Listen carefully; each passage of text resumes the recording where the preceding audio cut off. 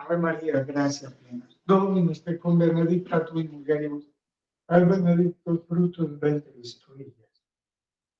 Santa María, Mater Dei, ora pro nobis peccatoribus, nunc et in hora mortis nostre. Amén. Queridos hermanos, hoy estamos celebrando a la Virgen María como Madre de la Iglesia. El primero que habló de la Virgen María como Madre es San Ambrosio y los últimos tres papas.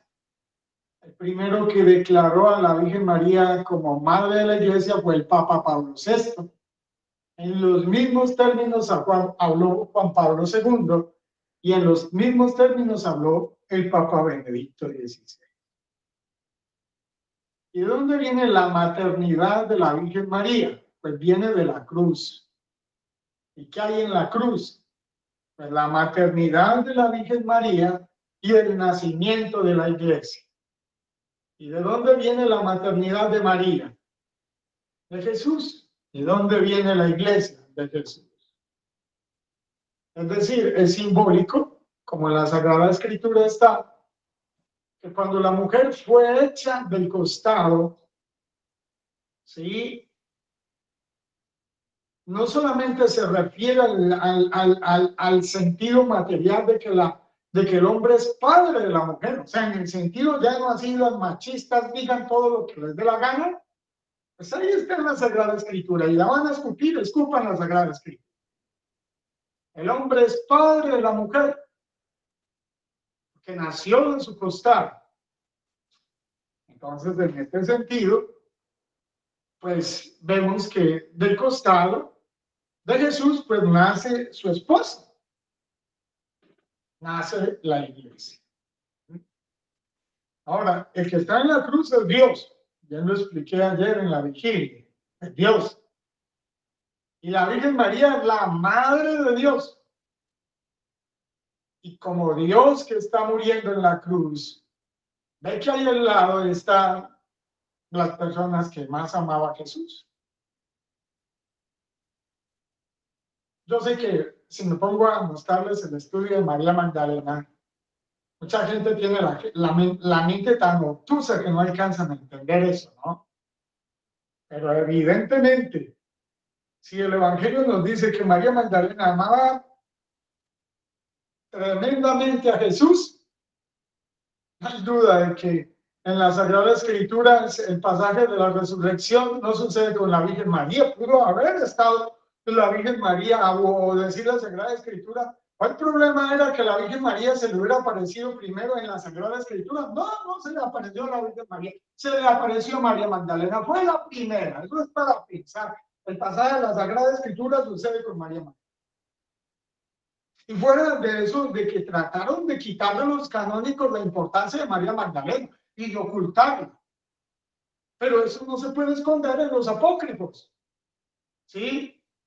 Es decir, en los apócrifos, uno de una otra, otro escrito en una lengua, otro en otro lugar, otro en otro lugar, otro en otro. Llega uno a la conclusión, o un científico llega a la conclusión, y esto es imposible. O sea, es decir, al personaje realmente hay que llegar a la conclusión, de acuerdo con la verdad y la razón, de que lo que está en los apócrifos, sí, es Jesús amaba a María Magdalena. O sea, es decir, ahí está, por eso está ahí al lado de la cruz. Por eso se le aparece en la resurrección. Por eso ella no era ninguna prostituta. Después lo explicamos, un sermón del Papa León XIII que confunde a María Magdalena por falta de conocimiento en la Escritura, confunde a María Magdalena con la mujer que quiebra el alabastro. La mujer que quiebra el alabastro sí es una prostituta. O sea, claro, y lo dicen todos. María Magdalena no era una prostituta. María Magdalena se conoce como la ciudad de la Torre. María de la Torre. O María de Magdala, que algunos estudiosos dicen que pertenecía a la ciudad de Magdala, y ahí en la ciudad de Magdala tenía ella una industria pesquera, María Magdalena. O sea, que era una mujer rica. ¿Sí? Cuando conoce a Jesús, ¿sí? Pues lo deja todo. O sea, ella no necesitaba prostituirse para tener dinero. Tenía ella misma una industria pesquera, porque era muy raro que una mujer pudiera estar desprotegida del hombre, del hermano mayor, de cualquier hombre, pero este era un caso excepcional, como habían otros, ¿no? Habían en la Grecia había mujeres ricas, pero eran todas prostitutas, eran mujeres poderosas, pero eran prostitutas poderosas, en la Grecia antigua.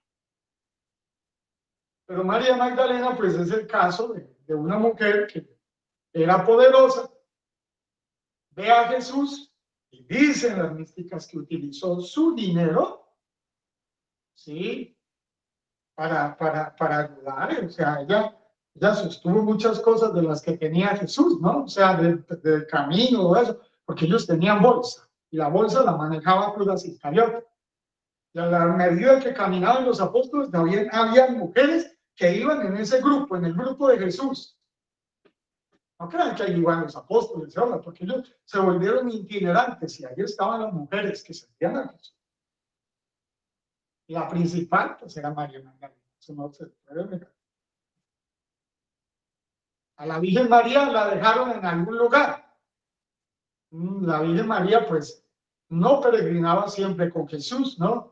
La Virgen María se quedaba en Jerusalén, se quedaba en algunas partes. Es muy posible que se haya quedado en la casa de Betania, ¿sí? Porque Lázaro era como un hermano para Jesús. O sea, Jesús llegaba a la casa de Betania como si fuera su propia casa. Y ahí estaban tres hermanos que se llamaban Lázaro, María y Marta. Y ahí, en ese lugar, con toda seguridad, la Virgen María se quedó en muchas ocasiones. Cuando ya, porque no, pues no debía quedarse sola. Acuérdense que Jesús y la Virgen María pues tenían una casa, porque San José había muerto. Pero después, para que la Virgen María no se quedara sola, muy posiblemente sacó la deducción que se quedaban en la casa de Betania. Esas son las tres personas más cercanas a Jesús, el cual repuesta el techo en la cabeza de Jesús. Y de Jesús recibe la sabiduría, que es la sabiduría encarnada. Entonces, ¿qué sucede en la cruz? Del costado brota una mujer mística. Es la iglesia. Y es la esposa la que brota de la cruz. La esposa de Jesús brota de la cruz. Es la iglesia, que la iglesia es santa. La iglesia es virgen. ¿Sí? La iglesia tiene que alcanzar, o sea, María es el modelo. Entonces, la Virgen María ya alcanzó su plenitud y su brillo. Ese es el brillo que tiene que alcanzar la iglesia. La Virgen María es hija de la iglesia, pero también es madre de la iglesia. De modo que la perfección, la altura y la santidad que tiene la Virgen María, sí, es lo mismo que tiene que alcanzar la iglesia. En este sentido, pues entonces del costado de Jesús brota la iglesia. Del costado de Jesús brota la iglesia. Y la Virgen María, pues ahí está el apóstol San Juan. ¿Sí? Podemos decir que la parte mística de la iglesia se representa en María Magdalena. ¿Sí? Y la parte, o sea, mística y carismática en María Magdalena, pues no tengo tiempo de contar la historia porque no me alcanza el tiempo. Y la parte estructural o jerárquica de la iglesia se expresa en San Pedro. Ahí está la iglesia, ¿no? Y entonces, ahí tenemos la iglesia que nace, ahí está, el cuerpo místico de la iglesia representado en María Magdalena. Esto a algunos se les hace un escándalo, ¿no? Representado en María Magdalena, ¿sí? Y es el cuerpo místico que brota del costado de Jesús, por eso a María Magdalena le cae la sangre. Y en Juan estamos representados todos nosotros, y en María está representada la madre de la iglesia, o sea que ahí está toda la obra de la salvación, ahí en la cruz está toda la obra de la salvación. Es decir, en Juan estamos representados como hijos de la iglesia, todos los hijos estamos representados en Juan. En María es la madre que nos acoge a todos. Y en María Magdalena es la esposa mística, que los teólogos les ha dado miedo reflexionar sobre eso. María Magdalena es la esposa mística de Jesús. No la esposa material, ¿no? Con eso. Yo sé que esto es escandaloso y por eso yo no me atrevo a hablar de eso. Sí, pero ahí está, cada alma es esposa de Jesús, sea un hombre o sea una mujer. Cada alma. Sí, porque yo como sacerdote soy esposo de la iglesia, el Papa como sacerdote es esposo de la iglesia, todos los sacerdotes es esposo de la iglesia.